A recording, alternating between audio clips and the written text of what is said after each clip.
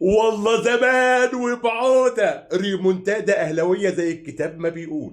الزمالك كان كويس، الزمالك كان بيخترق دفاعات النادي الاهلي وقت ما هو بيعوز حصل. بس اللي يضيع يقبل يا معلم، وانت ما بتلعبش اي حد.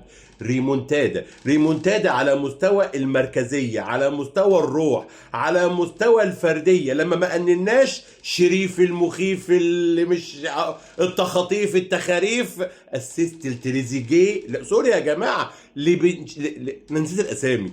النينجا حسين الشحات اللي كان قاعد على الدكه لا مؤاخذه. ودي قوه سكواد النادي الاهلي الملياري. فبوم والتعادل. نخش على طول في ضربه جزاء، توأم لضربه جزاء نادي الزمالك. نينجا حسين الشحات تريزي جول وهوب في الجول. ريمونتادا بطعم القضية، ممكن ريمونتادا في كل شيء. اللي يضيع يستقبل. الزمالك كان حلو ولكن مش في قوة النادي الأهلي. انت دخلت الزمالك الموسم وانت اللي هتخرجه. عودة النادي الأهلي على الطريق الصحيح. يلا نكملها. النادي الأهلي باصص فقط على المركز الأول وفاضي على الحلو تكة. خلص الكلام. ريمونتادا نينجا.